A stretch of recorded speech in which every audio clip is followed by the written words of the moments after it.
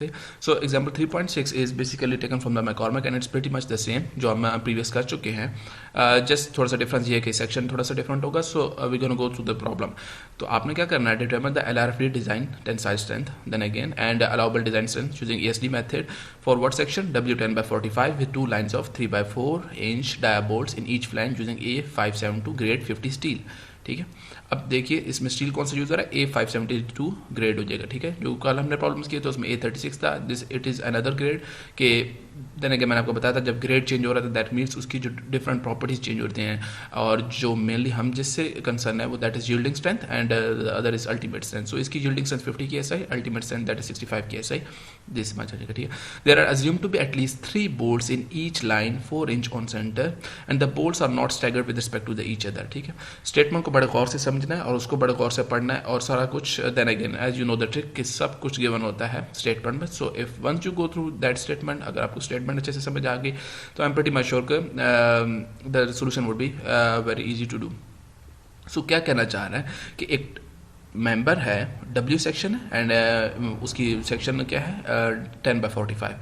अब पहले तो ये याद होना चाहिए जैसे हम प्रीवियस MOS2 में भी पढ़ चुके हैं कि what is meant bye 10 by 45. So here 10 is the depth, effective depth या total depth of the section, and if 45 is the unit weight of the section. What is 45? 45 is the weight of this section. 45 means 45 pound per foot. तो मतलब इस section का जो wait होगा that would B 45 pound पर feet and 10 means the 10 is the total depth of that. ठीक है, जब मैं बात कर रहा हूँ टोटल डेप्थ की, सो जब मैं टोटल डेप्थ की बात कर रहा हूँ दैट मीन्स कि हमारे पास यहाँ से लेकर यहाँ तक जो है टोटल डेप्थ है वो कितनी हो जाएगी. सही हो गया. So that is 10 inches. अच्छा, और वो कनेक्ट के ऊपर है 2 lines of 3 by 4 inch dia bolts हो जाएगा. 2 लाइन्स का मतलब है in each flange. In each flange का मतलब है 1 is the top flange, 1 is the bottom flange. और हर फ्लैंज में कितनी लाइन्स हैं? बेसिकली 2 लाइन्स हैं. एक लाइन ये हो जाएगी. ठीक है, एक लाइन अगर मैं हाईलाइट करूं सो एक लाइन ये है और एक लाइन ये है, तो 2 लाइन्स हैं हर फ्लैंज में. ठीक है, सो बेसिकली और एक लाइन में ये तो क्रॉस सेक्शन नजर आ रहा है, और अगर अलोंग द लेंथ देखा जाए तो there are how much, there are assume to be at least 3 bolts in each line. ठीक है, हर लाइन में कितने बोल्ट्स बन रहे हैं? 1 2 3. ठीक है, सिमिलर इस लाइन में 3 होंगे अलोंग द लेंथ, सिमिलरली इस लाइन में अलोंग 3 होंगे. और उनके दरमियान डिस्टेंस कितना है, यहाँ से लेकर यहाँ तक डिस्टेंस कितना बता रहा है? That is 4 inch on centre. कि सेंटर टू सेंटर इनके दरमियान डिस्टेंस कितना है? दैट इज 4 इंच हो जाएगा. अब you need to find out the design strength using LRFD and using ESD. So it's not that difficult. दिखने में थोड़ा सा आपको ऐसा फील होगा कि डिफरेंट, बट जब हम सोल्यूशन में जाकर देखेंगे तो it's pretty much the same. So we gonna go direct to the solution. So what is the solution? Solution क्या है कि सबसे पहले तो आपने सेक्शन लिख लेना है 10 by 45. अब 10 by 45 की प्रॉपर्टीज क्या है? उसका ग्रॉस एरिया कितना है, उसकी डेप्थ कितनी है, उसकी BF stands for width of the flange. ठीक है, and TF stands for the thickness of the flange. ठीक है, जो टॉप और बॉटम जो फ्लैंज है उनकी विड्थ कितनी है, उनकी थिकनेस कितनी है. और ये सब आपको कहाँ से मिलेगा? ये जो जितनी भी प्रॉपर्टीज हैं, ये जितनी भी प्रॉपर्टीज हैं ये आपको कहाँ से मिलेंगी? ये आपको then again you are right, आपको AIC मैनुअल में जाना पड़ेगा. ठीक है, सो अगर मैं जाकर देखूँ मैनुअल, जो मैं आपके साथ स्टील कंस्ट्रक्शन मैनुअल इंशाल्लाह आज के दिन में शेयर कर दूंगा, तो आपने जाकर देखना है सेक्शन कौन सा है, W वाली शेप में जाकर, W शेप में जाकर देखेंगे और इसके सेक्शन में जाकर देखेंगे हियर इट इज़ 10 by 45. ये हमारा गिवन सेक्शन. तो आपको क्या कुछ चाहिए? आपको इसका ग्रॉस एरिया चाहिए विच इज़ दिस 13.3. ठीक है, उसके अलावा आपको इसकी डेप्थ चाहिए दैट इज 10.1. और उसके अलावा आपको क्या चाहिए? इसकी फ्लैंज. तो फ्लैंज में मैं आ जाऊंगा और फ्लैंज की मेरे पास कितनी है, इसकी विड्थ ऑफ द फ्लैंज कितनी है, दैट इज 8.02. और थिकनेस ऑफ फ्लैंज कितनी है? 0.620. तो ये बेसिकली प्रॉपर्टीज हैं जो हमारे पास W सेक्शन जो 10 by 45 की हमें रिक्वायर्ड है.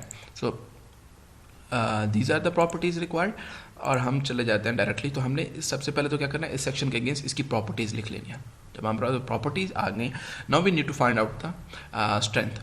तो स्ट्रेंथ हमने क्या किया था, जैसे मैंने आपको बताया था पहले तो क्या करेंगे, nominal strength against yielding find करेंगे. ठीक है, और फिर नॉमिनल स्ट्रेंथ अगेंस्ट फ्रैक्चर करेंगे. नॉमिनल स्ट्रेंथ अगेंस्ट यील्डिंग के लिए क्या करते थे कि फॉर्मूला क्या था, yielding strength into gross area. तो यील्डिंग स्ट्रेंथ कितनी थी, that is given in the problem, that is for the grade 50 steel that is 50 की SI. सो 50 की SI और multiply by gross area which was 13.3 inch square, जो हमने अभी note down कर लिया, that comes out to be 665 की. ठीक है, and then again for the yielding as पर LRFD हम क्या करते थे, इसको 0.9 से मल्टीप्लाई कर देंगे. ठीक हो गया. सो 0.9 से मल्टीप्लाई कर दिया and that came out to be 598.5 and for ASD method हम इसी को हम किससे डिवाइड कर देते 1.67 से and that came out to be 398.2 kips हो जाएगा. सो डिजाइन स्ट्रेंथ एज पर LRFD is against yielding that is 598 and allowable strength against yielding as per ASD method is 398.2. ये क्लियर हो गया. So that was the easy peasy part. Now we come up to the जो थोड़ा सा tricky part है, that is how to find out the design strength against fracture or allowable strength against fracture as per ASD method. उसके लिए हमें क्या चाहिए, we need to find out the net area and फिर net area से हमें क्या चाहिए, effective area चाहिए. ठीक है.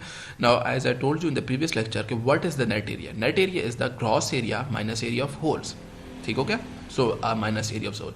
So this is the gross area and this total thing, ये जो आपको ये total नजर आ रही है, what is this thing? This is the area of holes. ठीक है, ये ग्रॉस एरिया 13.3 और उसमें से हमने होल का एरिया माइनस किया and that came out to be what area, net area. अब कितने होल का एरिया माइनस करना है इस चीज़ को गौर से समझना. ठीक है, जैसे कि आपको ये नजर आ रहा है. ठीक है, अगर मैं इस प्लेट को इधर से जैसे टेंसाइल लोड अप्लाई हो रहा है, design tensile strength, remember that हम चूंकि टेंसाइल टेंशन मेंबर्स डिजाइन कर रहे हैं, टेंशन मेंबर्स के बारे में पढ़ रहे हैं, तो इधर सिर्फ टेंसाइल लोड ही हो रहा है. When we go to the compression member तो फिर हम कंप्रेसिव लोड के अगेंस्ट देखेंगे. सो अब चांसेस क्या हैं, अब चांसेस ये हैं कि जब मैं इसको पुल करूंगा तो चांसेस क्या हैं कि या तो क्रैक इधर से इनिशिएट होना शुरू हो, कुछ इस तरीके से और फेल हो जाए. देयर कुड बी चांस कि यहाँ से इधर से फेल हो जाए. देयर कुड बी चांस कि यहाँ से जहाँ पे ये होल्स आ रहे हैं इस जगह से हो. सही हो गया. तो यही चीज़ ये आपको क्रॉस सेक्शन में नज़र आ रहा है और अगर आप इसको यूं इस साइड से खड़े होकर देखेंगे तो आपको ये सिर्फ एक ही ये वाली लाइन नज़र आएगी, ये वाली चीज़ नहीं नज़र आएगी. ठीक है. सो आपको क्या हो जाएगा, देयर आर चांसेस कि क्रैक इधर से इनिशिएट हो. या चांस ये है कि यहाँ से इनिशिएट हो सकता है, या चांस ये है कि यहाँ से इनिशिएट हो सकता है. तो at a time critical reason क्या है, वो ये वाला रीजन हो सकता है. सही है. विदाउट फर्दर डू हमारे पास क्रिटिकल रीजन पाथ कौन सा बन रहा है, ये हो रहा है एक लाइन. और अगर इस एक लाइन को इधर से खड़े हो रहे हो तो कितने होल्स बनेंगे, 2 3 या 4 कितने होंगे. अगर इस साइड से देख रहा हूँ और क्रैक इनिशिएट होगा तो देयर वुड बी 4 होल्स. 2 ये वाले हो जाएंगे और 2 ये वाले हो जाएंगे क्योंकि आप इस मेंबर को इधर से पुल कर रहे हो. सो इस साइड से जब आप खड़े हो रहे हैं तो आपके पास 2 होल ये हो जाएंगे और 2 होल ये हो जाएंगे. तो क्रैक इनिशिएट होगा तो there would be 4 hole area you need to subtract. सही है नहीं. आई होप सो आपको ये समझ में आ गया होगा. सो हमारे पास क्या होगा, 4 होल्स बन रहे हैं. अब उन होल का एरिया क्या होगा, होल के एरिया के लिए हमें क्या चाहिए, होल का डाया. ठीक है, और होल का डाया को जब मैं इसकी थिकनेस से मल्टीप्लाई करूंगा तो मेरे पास होल का एरिया आ जाएगा. अब होल का डाया कैसे फाइंड आउट करेंगे, we are given with the fact कि हमारे पास बोल्ट का डाया कितना है, 3/4 इंचेस. ठीक है, 3/4 इंच बोल्ट का डाया. और होल का डाया के लिए क्या करना पड़ता है, हम उसमें क्या करते हैं, जैसे मैंने आपको लास्ट टाइम बताया था, इसमें हम +1/8 कर देंगे. सो हमारे पास होल का डाया के लिए bolt dia +1/8 and that comes out to be hole का डाया. जब मैं होल का डाया है और होल्स के डाया को मैंने किस से मल्टीप्लाई करना है, ठीक है, कौन सी थिकनेस से मल्टीप्लाई करना है. अब याद रखिए होल्स कहाँ क्रिएट हो रहे हैं, फ्लैंज के अंदर क्रिएट हो रहे हैं. तो मुझे किसकी, फ्लैंज की थिकनेस से मल्टीप्लाई करना पड़ेगा कि फ्लैंज की थिकनेस कितनी है. So hole dia multiply by, चूंकि होल्स क्रिएट हो रहे हैं फ्लैंज के अंदर, ये फ्लैंज के अंदर ऊपर किसी भी प्लेट से कनेक्टेड हुआ होगा बोल्ट्स के थ्रू, तो किस चीज़ के थ्रू देखना है हमने, फ्लैंज की कितनी थिकनेस बन रही है. This is the flange thickness. अब फ्लैंज की थिकनेस जैसे कि हम नोट कर चुके थे कि फ्लैंज की थिकनेस थी वॉज 0.620. सो होल डाया, एक होल का डाया मल्टीप्लाई बाय फ्लैंज की थिकनेस, ये मेरे पास एक होल का एरिया आया.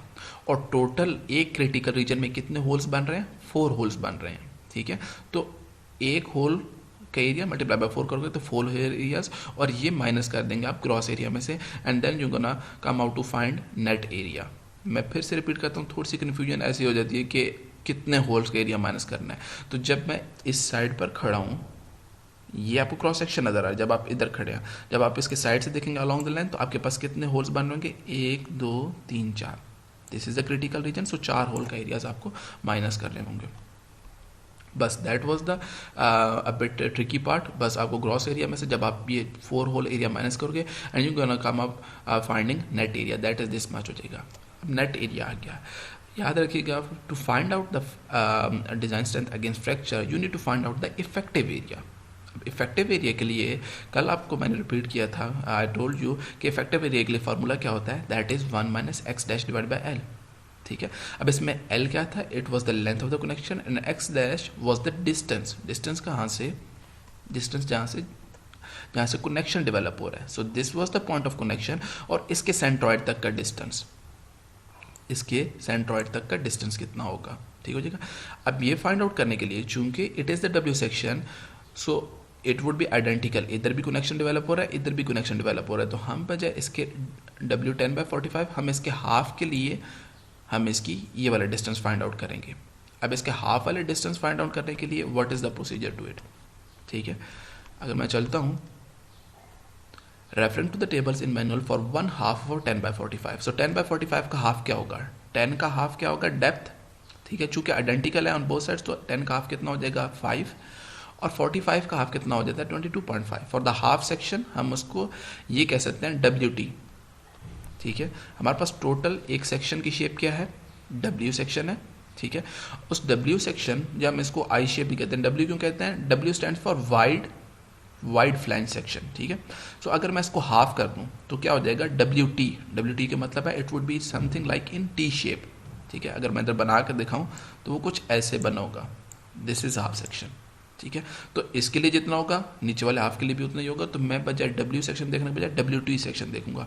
और कौन से वाला देखूंगा, WT 5 × 22.5, उसके लिए मुझे x डैश डिस्टेंस चाहिए, और वो कहाँ से मिलेगा, then again we gonna go to the manual, और इसमें जाके देखना है, डिज़ाइन टेबल्स में जाके देखें WT शेप, ठीक हो गया। अगर मैं जाके देखूँ WT shape, if I gonna go skip to the that shape and here we go, हमारे पास WT शेप आ गई, और हम डायरेक्टली जाएंगे, हमारे पास सेक्शन जो बन रहा है WT दैट इज़ 5 × 22.5। सो अगर मैं देखूं तो दिस इज WT 22.5 हो जाएगा। So this one is the WT 22.5, और इसके लिए मुझे डिस्टेंस क्या देखना है, यहाँ से लेकर और यहाँ तक मेरे पास कितना डिस्टेंस बन रहा है, ठीक हो जाएगा। दैट इज YP, मुझे ये YP नोट करना है, it would be given on the next page, और ये बन रहा है, और इसके लिए Y डैश ये जाकर देखेंगे। सो दिस इज द थिंग, ये हमारे पास 0.907 फॉर WT 22.5। तो इस तरीके से जाके आपको ये Y डैश डिस्टेंस नोट करना है, which would be X dash in that case हो जाएगा। सो आई रिमेंबर दैट, ये देखिए ये वैल्यू WT 5 × 22.5, ये जाके देखेंगे और उधर से आपके पास ये वैल्यू आ जाएगी। आई होप सो आपको समझ आ रहा होगा। सो दैट इज़ 0.907, जब आपके पास ये डिस्टेंस आ गया, ठीक है। और आपको क्या चाहिए थी, L, what is the L, L is the length of the connection in this case. अब कनेक्शन की लेंथ कितनी है, कनेक्शन की लेंथ कैसे फाइंड आउट करेंगे, एज यू नो, जैसे ये एक स्टेटमेंट का पार्ट बड़ा क्रिटिकल है, at least 3 bolts in each 4 inch on centre, मतलब 1 2 3 बोल्ट्स हैं, और उनके दरमियान डिस्टेंस कितना है, इस बोल्ट और इस बोल्ट के दरमियान डिस्टेंस कितना है, दैट इज़ 4 इंचेस, और फिर इससे इसके दरमियान डिस्टेंस कितना है, that is 4 inches also. So 4 + 4, ठीक है, that came out to be 8 inches, ठीक है। तो ये हमारे पास लेंथ ऑफ द कनेक्शन कितनी आ जाएगी, that would come out to be 8 inch. So 1 - X dash divide by L, ठीक है। X डैश हम फाइंड कर चुके हैं, कैसे फाइंड कर चुके मैंने आपको बताया, डिवाइड बाय L, तो length of the connection, and that came out to be U value.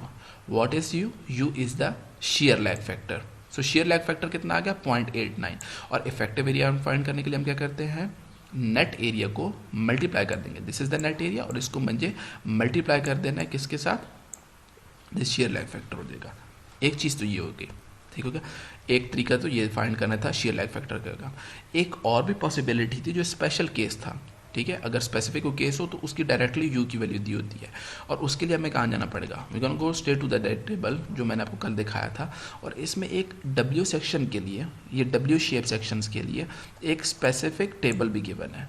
वो ये कहना चाह रहा है कि विथ फ्लैंज, अगर फ्लैंज कनेक्ट है विथ 3 और मोर फास्टनर्स, कि कितने 3 या उससे ज़्यादा बोल्ट्स कनेक्टेड हों, ठीक है, तो उसके लिए U की वैल्यू डायरेक्टली उसने दी हुई है कि U की वैल्यू क्या होगी, U वैल्यू वुड बी 0.9 अगर width of the flange is greater than 2/3 of depth, अगर तो ये केस सेटिस्फाई हो रहा है तो U की वैल्यू 0.9 लेंगे, और अगर width of the flange is less than 2/3 of depth तो U की वैल्यू हम 0.85 लेंगे।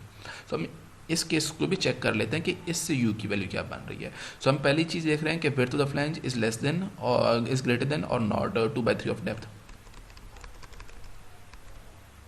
सो हम जाएंगे उसके बाद ये स्पेसिफिक केस था। सो विड्थ ऑफ द फ्लैंज हमारी कितनी थी, दैट वाज 8.02, और वो कैसे आएगी वो हमने उधर से मैनुअल से फाइंड आउट कर ली, ठीक हो गया, विड्थ ऑफ द फ्लैंज, और उसको हमने चेक करना whether it is greater then not, और किससे 2/3 ऑफ डेप्थ से, तो 2/3 और डेप्थ कितनी थी, देन अगेन मैनुअल से जाके चेक किया और दैट वाज 10.1, तो 2/3 of depth that is 6.73।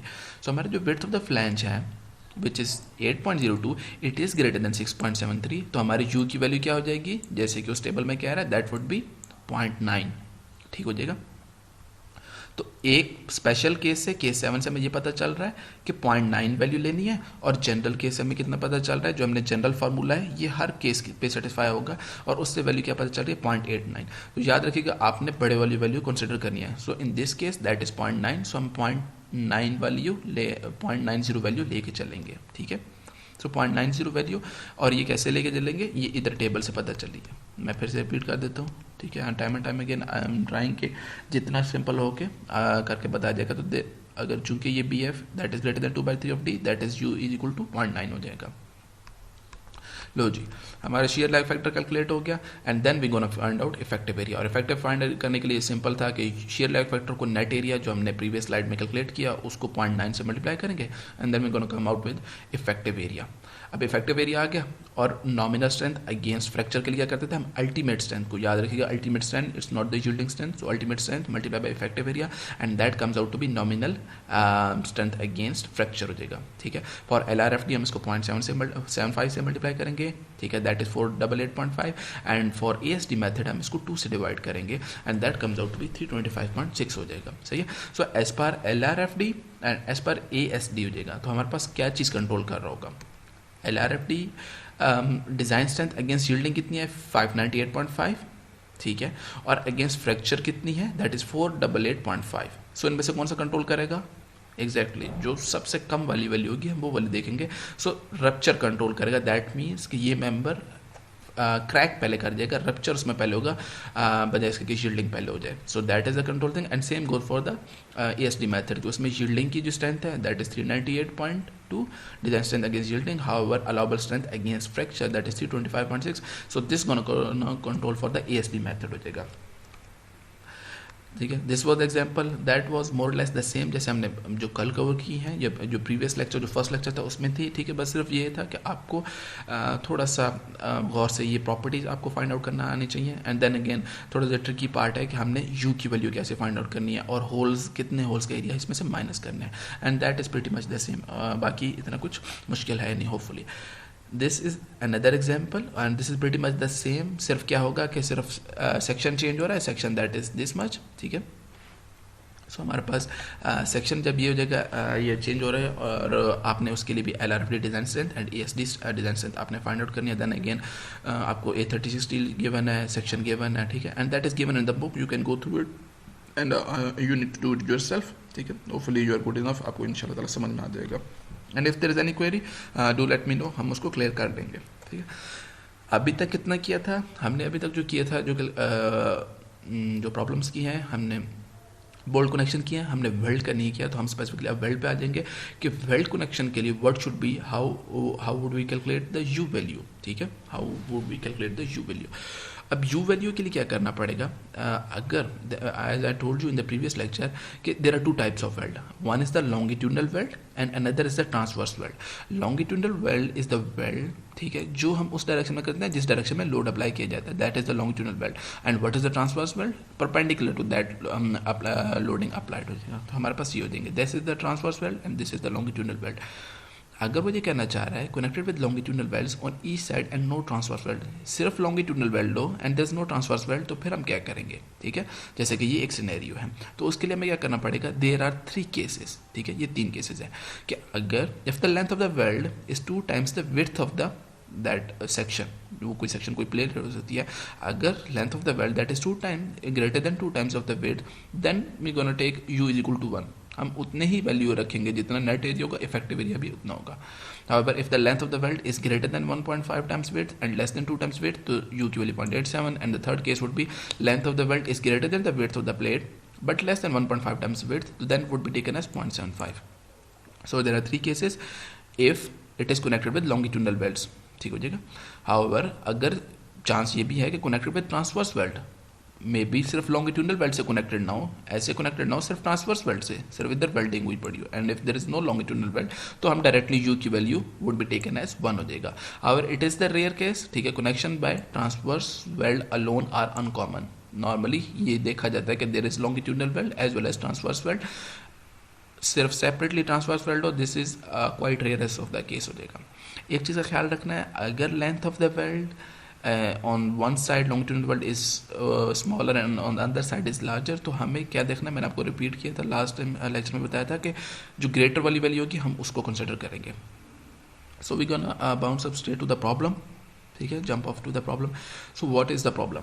Problem is कि हमारे पास क्या है कि एक प्लेट है and that is 1/6। You should be good enough कि what is meant by 1/6। 1 is the thickness, 6 is the width of the plate, ठीक है। Shown the figure is connected to 1/10 inch plate and it is connected to another plate, ठीक है। एक छोटी plate है उसको बड़ी प्लेट से कनेक्ट किया गया है with longitudinal fillet welds to transfer, ठीक है। It is connected with longitudinal welds because welds are in the direction of the loading applied. Determine the LRFD design tensile strength and ESD allowable tensile strength of the member if Fy is this and Fu is this, ठीक है। You are given with this and you need to find out the design strength as per LRFD and allowable strength as per ASD हो जाएगा। सो आप क्या करेंगे? So easy है, सबसे पहले तो ईजी पार्ट है कि you need to find out design strength against yielding is easy because you are not involve in finding out the net area और effective area. So it's that simple, you are given with the Fy that is 50 KSI, you need to find out the gross area. How would you calculate gross area? That is thickness into the width and you're going to find out the nominal strength.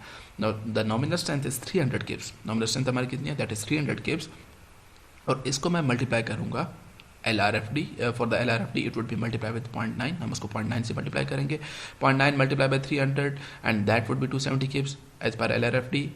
This is the design strength against yielding, ठीक है। For the ASD you're going to divide it by the 1.67 and this is design strength for allowable strength for the fracture, for the yielding, sorry. For the fracture you need to find out the what you need to find out, you need to find out the value of u, हम u की value find out करेंगे। How would we calculate u value, ठीक है। हम ये check कर लेंगे कि वेदर इनमें से कौन से केस में लाई कर रहा है, पहले, दूसरे और तीसरे में। तो मैं अगर क्रॉस चेक कर लूँ, मैं सिर्फ तीसरे केस या तीनों चेक्स लगा लूँ कि if length of the belt is greater than 2 times the width of the belt तो यू की वैल्यू ये ले लेना, अगर ये है और अगर ये है। हम जैसे ये वाला चेक करना है कि whether this lies in this और नॉट, ठीक है। सो हमारे पास क्या आ जाएगी value, as we are interested what is the length of the belt, that is 8 inches and what is the width, that is 6 inches, ठीक हो गया। सो हमारे पास क्या है 1.5 टाइम्स विड्थ ऑफ द जो प्लेट है वो कितनी है 1.5 मल्टीप्लाई बाय विड्थ कितनी थी दैट इज 6, तो हमारे पास कितनी है 9 इंचेस, इसकी वैल्यू कितनी है 9 इंचेस। हमारे पास लेंथ ऑफ बेल्ट कितनी है दैट इज 6 इंचेस और हमारे पास विड्थ ऑफ द प्लेट कितनी है that is 6, sorry length of the belt is 8 inches and width of the plate is 6 inches. So अगर आप क्लोजली देखें कि लेंथ ऑफ द बेल्ट, ये जो लेंथ ऑफ द बेल्ट थी that was 8 inches, it is greater than the width of the plate but less than 1.5 times width, ठीक है। Width of the plate से ग्रेटर है, W से greater है but less than 1.5 times W। तो ये कौन सा केस बन रहा है? अगर मैं इधर जाके केस देखूँ, so this is the third case, the length of the belt is greater than the width but less than 1.5 times width. तो u की वैल्यू क्या लेंगे, u value would be taken as 0.75 and what is the u is the shear lag factor, ठीक है जी। तो u की value 0.75 आ जाएगी। This is the case, हमारे पास 0.75 डायरेक्टली हमारे पास आ गया and then we gonna multiply with it with the net area. अब ये याद रखिएगा what is the net area in weld connection. एक क्वेश्चन भी आया हुआ था प्रीवियस लेक्चर से रिलेटेड, बिलाल का शायद कोई एक स्टूडेंट है, उनका क्वेश्चन आया हुआ था कि what is the net area, ये हम इसको शेयर लैग फैक्टर से क्यों मल्टीप्लाई कर रहे हैं, ठीक है। जितना ग्रॉस एरिया है उतना ही नेट एरिया होगा in case of weld connection because there are no holes involve, तो होल्स तो है ही नहीं इन्वॉल्व, तो you don't need to subtract the holes area, हमें होल का एरिया माइनस नहीं करना पड़ेगा, ठीक है। सो जितना ग्रॉस एरिया होगा उतना ही नेट एरिया होगा और उसको हम कनेक्ट करेंगे, उसको हम मल्टीप्लाई करेंगे शेयर लैग फैक्टर यू से। मल्टीप्लाई करना क्यों ज़रूरी है? क्योंकि ऑब्वियसली एक कनेक्शन डेवलप हो रहा है, तो कनेक्शन का मैंने आपको बताया था कि देर वुड बी सम, अगर तो ये फुली कनेक्टेड होता तो यू की वैल्यू हम डायरेक्टली 1 ले लेते, ठीक है। चूंकि फुली कनेक्टेड नहीं होता तो there would be some shear lag, ठीक है। स्ट्रेसेस पूरी तरीके से ट्रांसफॉर्म नहीं होते या डिस्ट्रीब्यूट नहीं होते, नॉन यूनिफॉर्म डिस्ट्रीब्यूशन होती है, जैसे मैंने आपको बताया था कल के लेक्चर में, ठीक है। अगर फुली कनेक्टेड हो then would be uniform, stresses would be distributed uniformly हो जाएगा, तो इस वजह से हमें ये करना पड़ रहा है। सो हमारे पास यू की वैल्यू आ जाती है दैट वाज 0.75 और उसको मैं हम net area that means gross area से मल्टीप्लाई करेंगे and you gonna come up with the effective area आ गया। इफेक्टिव एरिया को हम अल्टीमेट स्ट्रेंथ से मल्टीप्लाई करेंगे 65 की एसआई and that comes out to be nominal strength against rupture. अब ऑब्वियसली डिजाइन स्ट्रेंथ फाइंड करनी है तो एज पर LRFT 0.75 से मल्टीप्लाई करेंगे and for the case of ASD हम क्या करेंगे, इसको 2 से डिवाइड करेंगे। So what we come up with कि हमारे पास अगेंस्ट शील्डिंग 270 है, अगेंस्ट फ्रैक्चर 219 है for the case of LRFD। Then again control कौन सा कर रहा होगा, रप्चर कंट्रोल कर होगा। That means rupture would be occurring first, there are chances कि रप्चर पहले हो जाए बजाय इसके कि शील्डिंग हो। And in case of ASD method में क्या होगा, देयर आर चांसेस कि एक ही है कि 179.6 है एंड एज पर ASD देयर चांसेस कि 146.2 है। So obviously it's gonna rupture control the first, so इसमें से भी जो कम वाली वैल्यू होगी। So that's pretty much it with this problem. हमारे पास ये प्रॉब्लम भी हो गया and then again you got a gift out है आपने, देन अगेन ये you need to do it yourself, ठीक है। और सिंपल सा केस है, एक कनेक्शन है, एक देन अगेन एंगल सेक्शन है दैट इज 8/6/3/4, उसकी प्रॉपर्टीज भी आपको इधर मेंशन है and that is connected, longitudinal weld भी है, ट्रांसवर्स वेल्ड भी है, ठीक है। और आपने उसकी क्या फाइंड करनी है, डिजाइन टेंसाइल स्ट्रेंथ, ठीक है, and allowable strength you need to find out, आपने कैलकुलेट करनी है एज पर LRFD and ASD। Then again solution भी गिवन है एंड आई होप सो आपको समझ में आ जाएगा। अभी तक जो हमने प्रॉब्लम्स किए उसमें ये था कि हमारे पास जो बोल्ट कनेक्शन था उसमें क्या थे कि bolts were connected in line. अगर आपने क्लियरली पैटर्न देखा होगा, so if I go back to the first lecture, जैसे हमारे पास if I look into the problem, जैसे कि हमने ये प्रॉब्लम किया था तो बोल्ट्स एक ही लाइन में थे, या आपको मैं ज़्यादा क्लियरली जैसे ये है, सही है, bolts were in a regular space था, they were a pattern was not broken, ठीक है, हमारे पास एक ही लाइन में कनेक्टेड होते थे। But in practical example you would see के bolts are not exactly in the same line, ठीक है। हम उनको स्टैगर करते हैं। स्टैगर क्या करते हैं कि अगर लेट्स से 2 बोल्ट्स हैं तो थर्ड अगर मैं ऑन द ऑपोजिट साइड का it would be place in between them, ठीक है। So first bolt here, second would be here, third would be here, so it's alternatively placed हो जाएगा, staggered, ठीक है। हम इस फॉर्मेशन को क्या कहते हैं, staggered formation.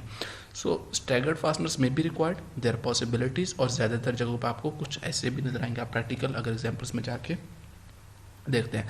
And what is the purpose is to maximize the net area. That means कि जैसे हमने क्या किया था कि पहले 2 ये बोल्ट था और इधर एक बोल्ट कनेक्ट होता था, देन वुड हैव बीन कि एक बोल्ट उसके सामने एक और बोल्ट हो जाएगा, तो हमारे पास क्या हो जाएगा, मैं इसको अल्टरनेटिवली अगर पैटर्न ब्रेक करूं तो नंबर ऑफ जो बोल्ट्स रिक्वायर्ड होंगे that would be less and then again number of holes to be drilled that would be less and उसकी वजह से क्या होगा कि हमारे पास जो मैक्सिमम है मैं नेट एरिया यूज़ कर सकता हूँ। मतलब अगर बोल्ट्स कम होंगे ऑब्वियसली होल्स के एरिया कम माइनस करने पड़ेंगे, तो हमारे पास ग्रॉस एरिया में से जो मुझे होल्स के एरिया माइनस कम करेंगे, ultimately the net area would B maximised. Come holes होंगे तो दैट मीन्स नेट एरिया ज़्यादा होगा, थोड़े होल्स के एरिया कम माइनस करना पड़ेगा।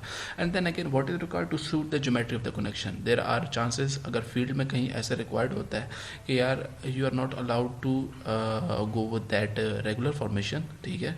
ज्योमेट्री कनेक्शन की ज्योमेट्री ऐसी है जहाँ पे मेरे पास इधर कोई हर्डल है या प्लेट की शेप ऐसी हो सकती है जहाँ मैं अगर प्लेट लेट से इस तरह कच करके होती है और इधर प्लेट का पोर्शन ना होता तो आई नीड टू स्टैगर था बोल्ट्स हो जाएगा, तो to suit the geometry of the connection भी हो सकता है, ठीक है।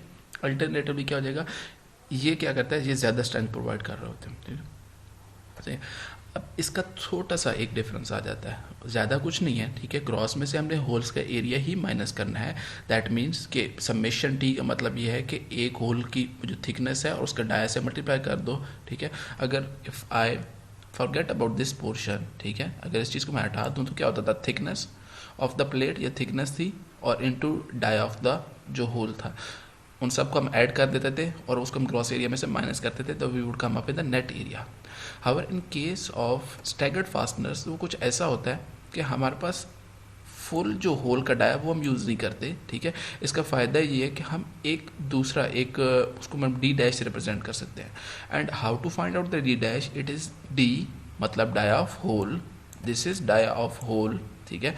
होल का डाया है, ठीक है, अगर मैं इसको डी एच कह दूँ, ठीक है, लेट्स से एक होल का डाया और उसमें से हम ये माइनस करेंगे minus S square divide by 4g। अब ये एस क्या है और जी क्या है, ठीक है, इस चीज़ को ज़रा गौर से समझना है, ठीक है। S stands for stagger S stands for stagger and G stands for the gauge. हम स्टैगर की जगह पिच की टर्म भी यूज़ कर सकते हैं, ठीक है. S stands for stagger and G stands for the gauge. What is stagger?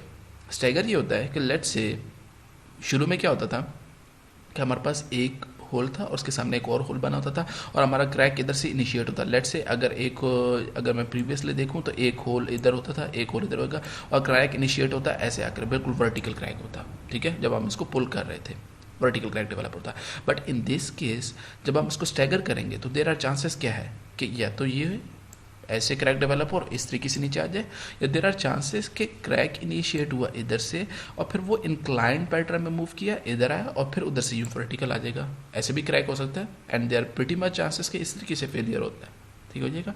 तो हमारे पास क्या हो जाएगा, ये जो रीजन हो जाएगा इसमें क्या होता था, इस वाले रीजन में क्या फुली टेंसाइल फोर्स डेवलप हो रही थी, इस वाले में क्या था फुली टेंसाइल स्ट्रेस डेवलप हो रहे थे.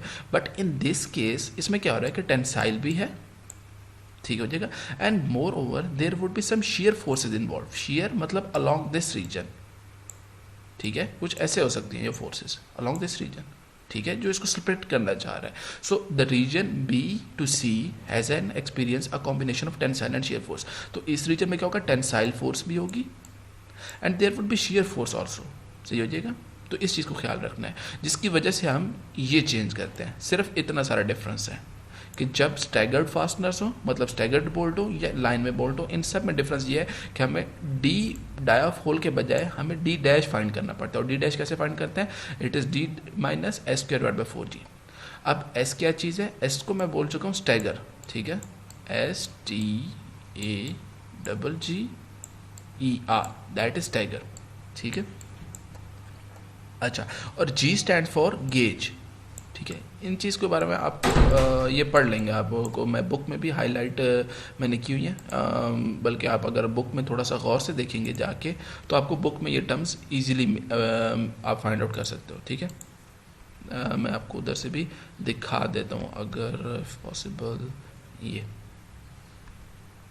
सो दिस इज़ द, ठीक है, ये आपको सीगोय की बुक है and this is the what is the stagger, it is the term stagger और g is the gauge. Stagger और पिच भी हम इसे कहते हैं. Spacing in the direction of the load, जिस डायरेक्शन में लोड अप्लाई कर रहे हैं दैट इज स्टैगर, और perpendicular to that is called gauge हो जाएगा. तो ये आपको सीगोय की बुक हो जाएगी, पेज नंबर भी आप नोट कर लें, आपको इधर से ये टर्म्स इजिली आप इसको थोड़ा सा पढ़ेंगे तो आपको समझ में आ जाएगा. So stagger that is the distance, horizontal distance जिस डायरेक्शन में लोड अप्लाई हो रहा है, and gauge is the perpendicular distance to that load applied हो जाएगा, ठीक है. इसका इस्तेमाल कैसे करना है इंशाल्लाह एक प्रॉब्लम है उसमें हम इसको क्लियर कर लेंगे. So there is the problem, हमारे पास एग्जांपल गिवन है एन एंगल सेक्शन, हमारे पास एक एंगल सेक्शन है, ठीक है, जिसको हम एल शेप भी बोलते हैं, with staggered fasteners in each leg, ठीक है. हर लेग में क्या है, स्टैगर्ड फास्टनर्स हैं. अगर आप इसको देख लें तो ये लाइन में नहीं आ रहे, किसी एक लाइन में इस तरीके से नहीं आ रहे, अल्टरनेटिवली प्लेस्ड है, ठीक है, स्टैगर्ड किए हुए. A36 स्टील इज यूज्ड, हमारे पास स्टील कौन सा यूज है, A36, and the holes are 7/8 inch dia bolt. Bolt का डाया कितना है, दैट इज 7/8 इंचेस, ये बोल्ट का डाया है. आपने क्या फाइंड करना है, आपने अब इस कनेक्शन के लिए आपने फाइंड आउट करना है design strength for LRFD and allowable strength for ASD. Remember that ये प्रॉब्लम हमने सीगो से दिया हुआ है, ठीक है, ठीक है. आपने इससे कैलकुलेट करना है. सो ज़्यादा कुछ डिफिकल्ट नहीं है, बस सिर्फ ये होगा कि हमें एक ट्रिकी पार्ट है, हमें नेट एरिया सिर्फ कैलकुलेट करना आना चाहिए. नेट एरिया सिर्फ फाइंड आउट करने में थोड़ी सी मुश्किल है क्योंकि होल्स के एरिया हम उस हिसाब से माइनस करेंगे. अब अगर मैं ये एक एंगल सेक्शन है और उसने ये बताया हुआ कि एक लेग में ये 2 बोल्ट्स हैं और इस लेग में 2 बोल्ट्स हैं, इनके दरमियान डिस्टेंस कितना है, दैट इज़ 3 इंचेस, ठीक है, और फिर इधर से लेकर इधर तक 3 इंचेस है. सिमिलरली इनके दरमियान इस लाइन और इस लाइन, सो देयरफॉर हमारे पास टोटल कितनी लाइन्स बन रही हैं बोल्ट्स की, 1 2, ठीक है, 2 एक लेग में और 2 एक लेग में, समझ में, ठीक है. तो अगर ये एक एंगल सेक्शन है, ठीक है, ये इसका क्रॉस सेक्शन नज़र आ रहा है, मतलब आप इस जगह पर खड़े हैं और आपको ये सामने नज़र आ रहा है. अगर मैं इसके इस साइड पर खड़ा हो जाऊँ तो आपको ये वाला व्यू नज़र आ जाएगा, ठीक है. अगर आप इधर खड़े हैं, आपका मुंह इस तरफ है और आप इस तरफ देख रहे हैं, इस तरफ देख रहे हैं, तो आपको ये कुछ इसका व्यू ये वाला नज़र आएगा, साइड व्यू कुछ ऐसा नज़र आएगा जिसमें आपको ये फास्ट नज़र आएंगे स्टैगर्ड्स, ठीक हो गया. और टोटल लाइन्स कितनी बन रही हैं, ठीक है. अगर ये जो इस तरीके से लाइन्स कितनी बन रही हैं टोटल, अगर मैं इसको फ्लिप करूँगा तो वो आपको ये वाला व्यू नज़र आएगा अलॉन्ग द, अगर ये मैं इसको यूँ करके व्हाट शुड आई से, अगर मैं इसको इधर से ओपन करके यूँ फ्लिप करूँ तो आपके पास ये 4 लाइन बन रही हैं, ये फर्स्ट, ये सेकंड, ये अगर घूम के इधर आ जाएगी, तो this would be the third line and this would be the fourth line. इस तरीके से 4 लाइन है, और अलॉन्ग द जो लेंथ है वो भी हमारे पास कितनी लाइन बन रही होंगी, दैट इज 1 2 3 4 5।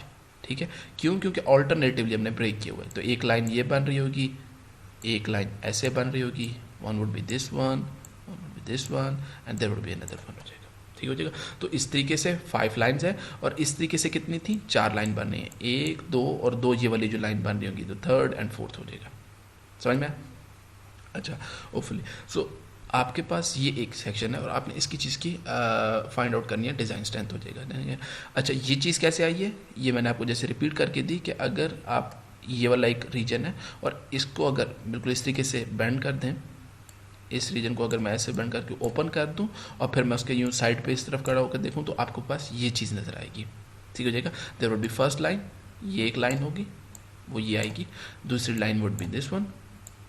ठीक है, और जब मैं इसको फ्लिप कर रहा हूँ तो ये जो थर्ड लाइन होगी ये वाली, वो ओपन होकर कुछ ऐसे हो जाएगी, and fourth line would be something like that. ठीक हो जाएगा।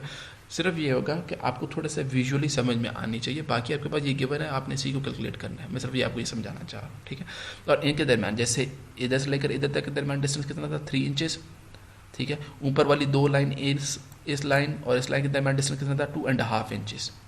अब मसला ये आ गया कि यहाँ से लेकर यहाँ तक और फिर मुझे यहाँ से लेकर यहाँ तक, इन दोनों डिस्टेंस को ऐड करना पड़ेगा, और मेरे पास इन 2 लाइन्स के दरमियान डिस्टेंस आ जाना चाहिए। ठीक है, वो कैसे होगा वो इंशाल्लाह नेक्स्ट स्टेप में मैं क्लियर करूँगा कि ये डिस्टेंस कैसे आया है, और ये आपको लग रहा होगा 3 + 2.5 5.25 बनता है। ठीक है, बट वो कैसे आया वो हम इंशाल्लाह नेक्स्ट स्टेप में क्लियर करेंगे। टिल देन आपको ये समझना ज़रूरी है कि ये व्यूज़ हैं क्या। अच्छा, अब चांसेस क्या हैं कि फेल कैसे हो सकता है। देखिए, ग्रॉस एरिया तो फाइंड करना इजी है, सेक्शन गिवन है, इसका ग्रॉस एरिया हम उधर से नहीं, हमें मसला क्या आ रहा है कि हमें नेट एरिया फाइंड आउट करना है। और नेट एरिया कैसे फाइंड करते हैं, ग्रॉस एरिया में से हम होल्स का एरिया माइनस करते हैं। ठीक है, अब अगर मैं इस चीज़ को देखूँ और इसको मैं लोड अप्लाई कर रहा हूँ, ठीक है, इस चीज़ को मैं अगर लोड अप्लाई कर रहा हूँ, तो चांसेस क्या हैं कि कैसे कैसे फेलियर हो सकता है। ठीक है, एक चांस ये है कि क्रैक इधर से इनिशिएट हो, ठीक है, वो इधर से इसी लाइन में सीधा आता जाए और ये हो जाए। So one failure region is A to B, B to D and D to F। एक ये हो सकता है पॉसिबिलिटी।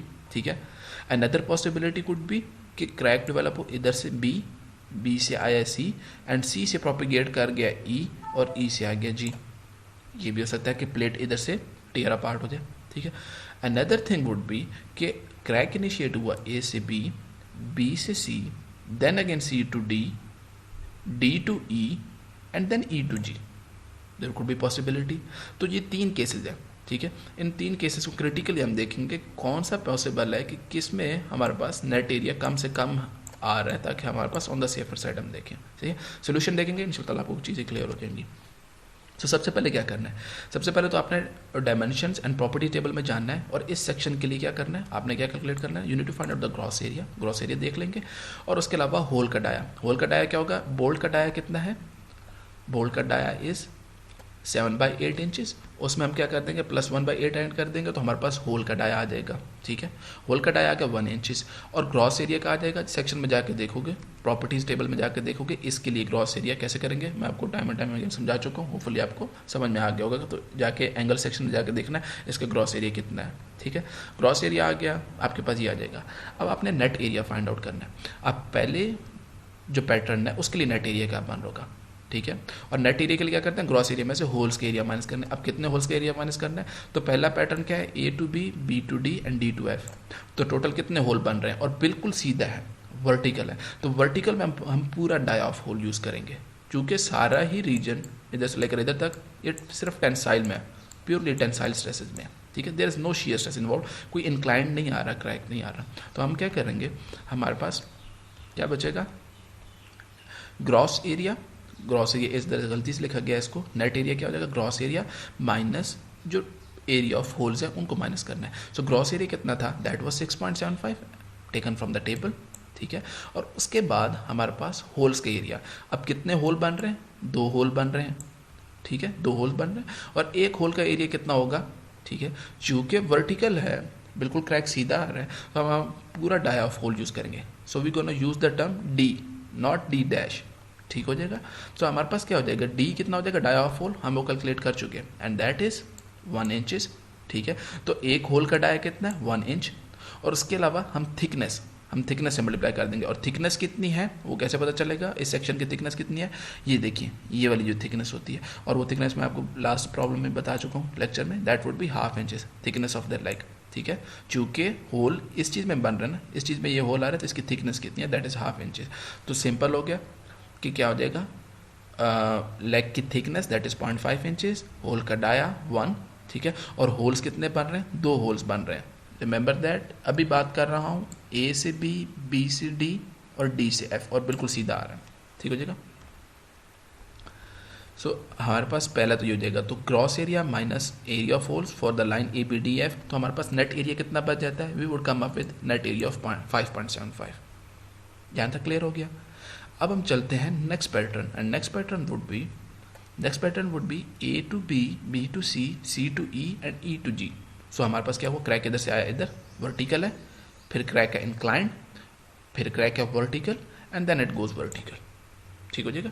सो हमारे पास इस रीजन के लिए हमारे पास यहाँ से लेकर यहाँ तक कितना, एक होल है और वो वर्टिकल है, तो मैं इसको ऐसे ही करूँगा जैसे इसके लिए 2 किया था, इसके लिए 1 हो जाएगा, फिर इधर के लिए थोड़ा डिफरेंट होगा और इधर के लिए डिफरेंट होगा। देन अगेन हम नेक्स्ट स्लाइड पे चलते हैं। तो सबसे पहले क्या आ जाएगा, ग्रॉस एरिया माइनस पहला रीजन क्या है, ए टू बी, ठीक है, ए से लेकर बी तक, और ये वर्टिकल है, तो इस वर्टिकल एक होल है, और इसके लिए क्या करेंगे, थिकनेस दैट इज 0.5, और उसको मैं पूरे डाया ऑफ होल से मल्टीप्लाई कर दूंगा 1 से। यहाँ तक क्लियर हो गया, ये यहाँ तक हम पहुँच चुके, यहाँ से लेकर यहाँ तक हम पहुँच चुके। अब मुझे कैलकुलेट करना है इधर से लेकर इधर तक कि मुझे कितना होल का एरिया कितना बर्न होगा। सिर्फ चेंज क्या आ रहा है कि मुझे डी नहीं यूज़ करना, डी की जगह डी डैश यूज़ करना है। डी डैश कैसे आएगा, अब डी डैश कैलकुलेट करने के लिए, ठीक है, तो मेरे पास क्या हो जाएगा, थिकनेस वुड बी सेम, और इसको मैं डी डैश से मल्टीप्लाई करूँगा, नॉट विद द डी। तो डी डैश क्या आ जाएगा, कैपिटल, इसके लिए फार्मूला क्या होगा, डी मतलब जो होल का डाया था 1, और उसमें से माइनस कर देगा minus S square divide by 4g। अब एस क्या है, it is the longitudinal distance and g is the gauge distance, ठीक हो जाएगा। तो मैं अगर गौर से देखूँ तो इस जगह पर देखिए कि हमारे पास एस कितना बन रहा है, ठीक है, what is the S and what is the G, मतलब यहाँ से यहाँ तक, यहाँ से लेकर यहाँ तक जो लाइन में डिस्टेंस होगा वो कितना होगा, वो होगा एस। एंड वो कहाँ से आएगा, वो हमारे पास ये देखिए, अगर ये जो लाइंस गिवन थी इनके दरम्यान डिस्टेंस कितना था 1.5 इंचेस, टोटल 5 लाइनें थी ना, ये देखिए ये फर्स्ट लाइन थी, फिर दूसरी लाइन, तीसरी लाइन, 4 एंड 5th, पाँचों लाइनों में क्या था, 4 गैप्स बन रहे हैं एट 1.5 इंचेस। तो यहाँ से लेकर यहाँ तक जो डिस्टेंस है दैट इज 1.5 इंचेस, ठीक है। तो 1.5 इंच यहाँ से लेकर यहाँ तक कितना है, एस की वैल्यू कितनी है 1.5, और जी की वैल्यू कितनी होगी, जी की वैल्यू मतलब इस लाइन से लेकर इस लाइन तक, यहाँ से लेकर यहाँ तक जो लेंथ होगी दैट वुड बी 2.5 इंचेस, ठीक हो जाएगा। इस लाइन के, इस बोल्ट के या होल के सेंटर से इसके सेंटर तक डिस्टेंस कितना है, दैट इज़ 2.5, और यहाँ इसके सेंटर से इसके सेंटर तक, ठीक है। मैं अगर फिर से बना दूँ, अगर ये समझ में आएगा तो इंशाल्लाह ताला आपको क्लियर हो जाएगा। यहाँ इस होल के सेंटर से इस होल के सेंटर लाइन जो है इनके दरम्यान डिस्टेंस है 1.5, ठीक है, और उसके अलावा इस लाइन इसके सेंटर से लेकर इसके सेंटर तक कितना है 2.5। सो एस कितना है 1.5 और जी कितना है 2.5, सही है। So is that simple. तो हम क्या करेंगे, डी माइनस, ठीक है, थिकनेस, ये फार्मूला था आपके पास, thickness into D minus S square by 4g। So हमने क्या किया, डी माइनस एस कितना था 1.5 का स्क्वायर डिवाइड बाई 4 इंटू जी, जी कितना था 2.5, ये हो गया।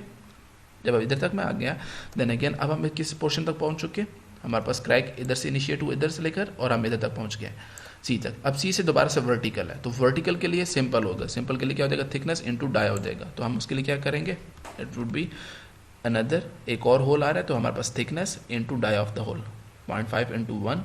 तो मेरे पास इन सब को कैलकुलेट करने के बाद जो नेट एरिया बचेगा दैट वुड बी 5.363, सही हो गया। So for the line A B C E G, ठीक है, इसके लिए नेट एरिया कितना बचा 5.363, और ऊपर वाले के लिए कितना था 5.75। यहाँ तक क्लियर हुआ, होपफुली क्लियर हुआ होगा। लास्ट फेलियर पैटर्न एक और क्या हो सकता है कि हमारे पास क्रैक इधर से इनिशिएट हो, वर्टिकल आया, वर्टिकल से फिर इंक्लाइंड आया, इंक्लाइंड से एक और inclined portion, another inclined crack and then vertical। तो अब आपने क्या करना है कि यहाँ से लेकर यहाँ तक तो simple thickness into complete dia, फिर यहाँ से लेकर यहाँ तक जैसे अभी कैलकुलेट किया थिकनेस, और इफ वो जो डी डैश अपने डिवाइड करना है उससे मल्टीप्लाई करना है। फिर यहाँ से लेकर यहाँ के लिए उसके लिए भी डी डैश अलग होगा क्योंकि एस और जी की वैल्यू चेंज हो रही है। फिर यहाँ से लेकर यहाँ तक फिर से क्योंकि एस और जी की वैल्यू चेंज हो रही है, और फिर इधर से वर्टिकल स्ट्रेट आ जाएगा। ठीक है, सो स्टेप बाय स्टेप चलेंगे। इस जगह पर आपको गिवन है कि इस लाइन और इस लाइन में, चलो मैं अगर स्टेप बाय स्टेप लेके चलूँ तो फिर ज़्यादा क्लियर रहेगा। सो अनदर फेलियर पैटर्न क्या आ जाएगा, ये अब फेलियर पैटर्न हो जाएगा वो ये वाला पैटर्न हो जाएगा A B B C C D D E और ई जी। ठीक है, तो उसके लिए क्या किया, gross area minus A B के लिए सिंपल थिकनेस इनटू डाया। ठीक है, थिकनेस इनटू डाया के लिए, तो ये पहला स्टेप हो जाएगा। चूंकि इधर तक क्या था, इंक्लाइंड नहीं था, बिल्कुल स्ट्रेट था, ये यहाँ से लेकर यहाँ तक।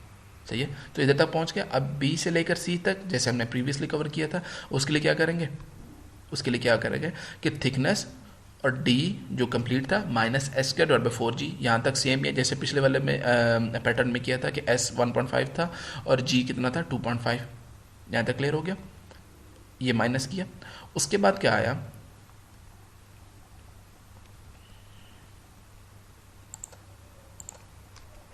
उसके बाद आ गया बी से सी और सी से अब डी पहुंचना है। तो डी के लिए क्या करना है, देन अगेन ये लाइन और ये जो ये लाइन है इनके दरमियान एस कितना है 1.5, और सिर्फ क्या हुआ कि जी चेंज हो गया, और जी कितना हो गया, that is 4.75।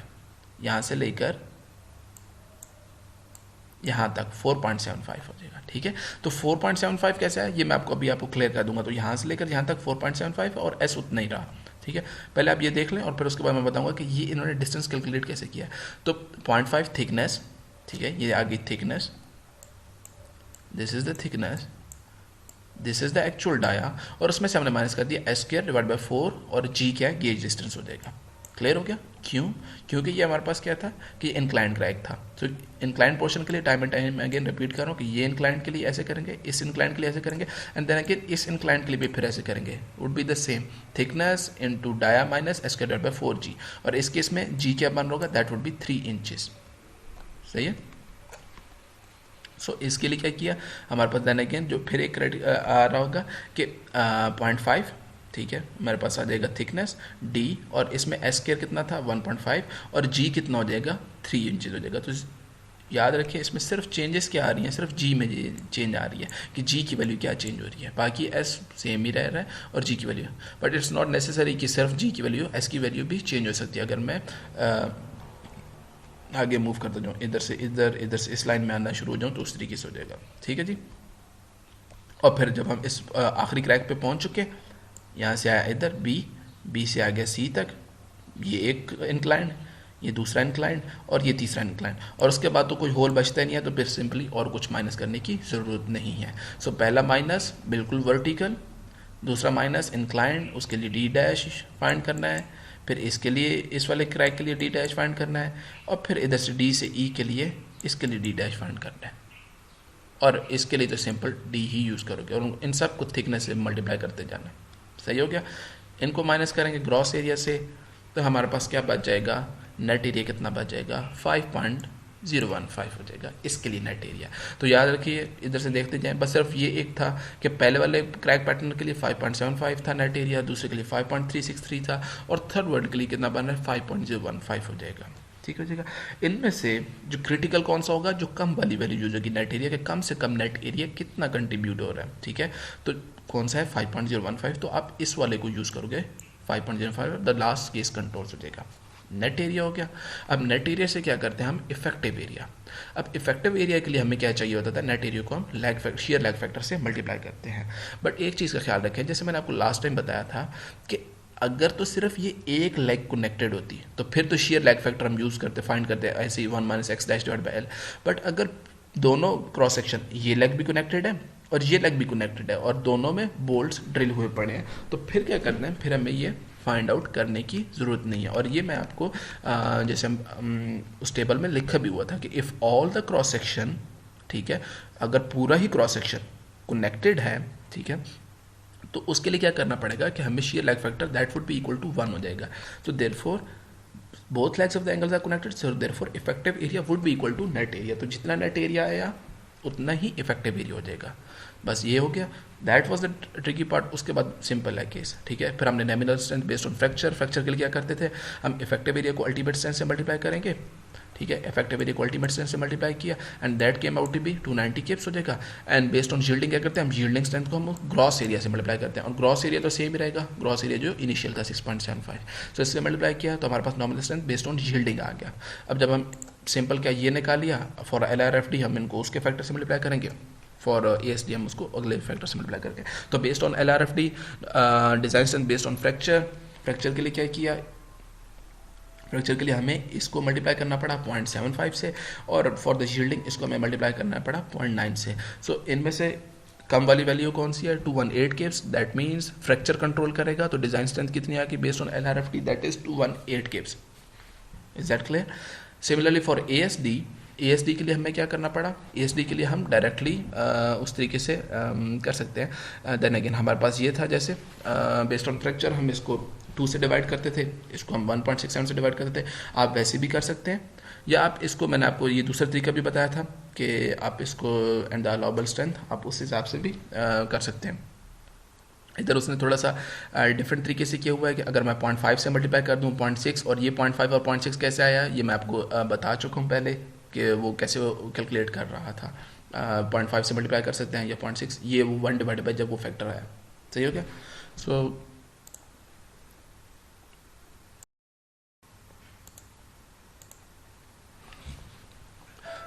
Basically for the ASD it was pretty much the same. हमने क्या करते थे कि इसने सिंपली क्या कर दिया कि वही FU इंटू AE करते थे, ये हमारे पास जो आ जाता था फ्रैक्चर स्ट्रेंथ, और उसको 0.5 से मल्टीप्लाई कर देगा तो आपके पास 145 आ जाएगा, किप्स हो जाएगा।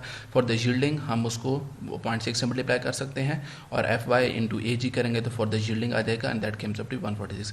आप ऐसे भी कर सकते हो, या आप उसको सिंपली वही जो प्रीवियस अप्रोच थी कि एक को 1.67 से डिवाइड करो, एक को 2 से डिवाइड करो, और आपके पास आंसर सेम ही आएगा। इन this case for the against fracture it is 145, against yielding it is 146, then again इनमें से जो कम वाली वैल्यू होगी वो डिक्टेट करेगी, and that would be 145 kips हो जाएगा। In case of LRFD it is 218 kips हो जाएगा।